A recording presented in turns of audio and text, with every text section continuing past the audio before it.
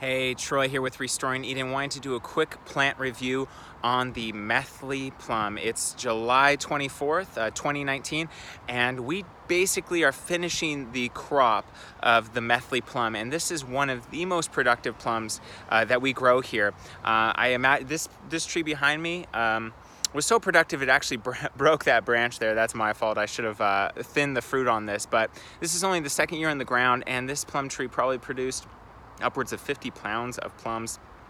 Really impressive plum tree. Also, the fruit is fantastic. I just measured the brix, which is basically a measure of the sugar content in the plum, and it's right around 15 degrees, I believe is what it's called. And so I'm not sure exactly what that equates to sugar, but it's equivalent to an extremely ripe a watermelon and an average pineapple and an excellent peach. And then a really good grape is around 20 degrees, 20 brix. And this plum tree ran right around 15. So you can imagine it's a very sweet plum, full of flavor. Some people believe it's one of the best, if not the best tasting plums. And so this is what the fruit looks like when it's fully ripe. That's the inside there. Whew, that's a good plum. I've ate so many of these, it's ridiculous. That the skin still has got that that tartness to it, which kind of balances out the sugar. But full of flavor. The only drawback I have to the Methley Plum is it's not freestone. It's really that fresh eating plum, because it wouldn't be easy to process these, right? But nonetheless, a great fresh eating plum.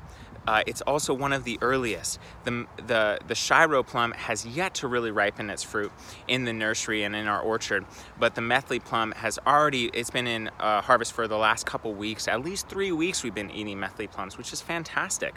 Also, it grows in the shade. This one is only getting about half day of sun, maybe a little bit more. But it was just as productive as the one that we had in full sun. Some people said when they tasted it, it tasted a little bit not as good as the one that was in full sun, a little bit less sugar maybe, but honestly, unless you were a connoisseur, you wouldn't be able to notice it. So I would recommend this for most people in the Puget Sound, unless you're getting less than half day of sun. So phenomenal fruit.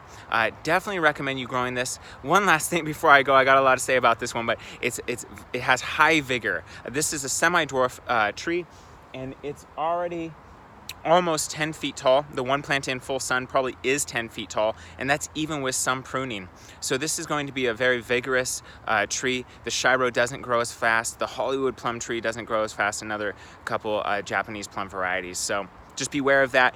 Dedicate some space to this and have a productive tree in your backyard. Sounds good. Over and out.